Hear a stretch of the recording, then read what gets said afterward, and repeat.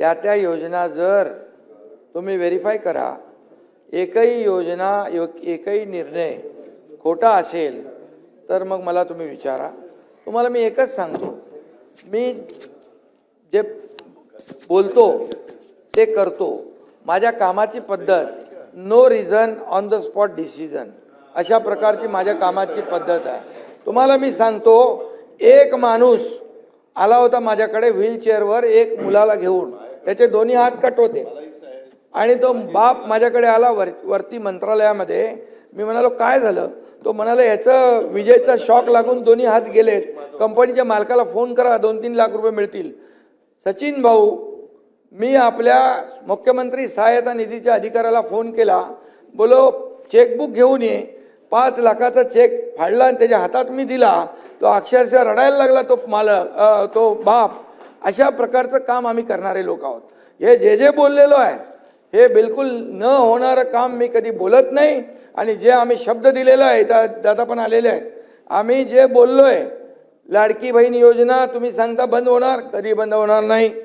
कर्जमाफी योग्य वेळी आम्ही करणार, जे आम्ही 2100 अरे करणार बोललो ना मगाशी, योग्य वेळी करणार आम्ही।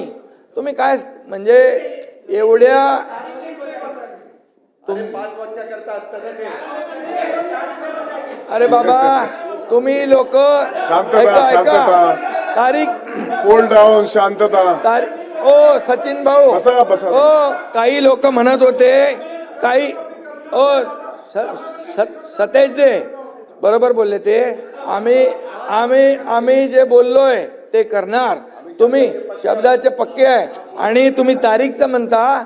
जेव्हा अयोध्येचं राम मंदिर होत होतं तर तुमचेच लोक म्हणत होते मंदिर वही बनाएंगे तारीख नहीं बताएंगे। मंदिर पण बांधून झालं, उद्घाटनही झालं, सगळं झालं, ध्वज लागला, 370 कलम पण हटलं। त्यामुळे आम्ही काम करणारे लोक आहोत, खोटं बोलणार आम्ही नाही, जे बोलणार ते करणार। ही काळ्या दगडावरची भगवी रेघ आहे आणि म्हणून तुमच्या ज्या काय आणखी अडचणी असतील, काय असतील सांगा, प्रश्न असतील आणि सोडून टाका ते काय कोण तुमचा तो करमळकर का सरमळकर कोण आहे? करमकर, कळसकर, एकाचं नाव मी सांगितलं तुम्हाला बघायची। त्यामुळे चिंता करू नका, तुमच्या प्रत्येक प्रश्नाला उत्तर द्यायला सरकार समर्थ आहे आणि जे काय अडचणी आहेत, जे प्रश्न आहेत ते सोडवले जातील। बिलकुल कामकाजाच्या बाबतीत काही घोषणा करतोय। आजच्या कामकाज पत्रिकेमध्ये दर्शवण्यात आलेल्या महाराष्ट्र विधान परिषद नियम 93 सूचनांची निवेदने सभागृहाच्या पटलावर ठेवल्याची मी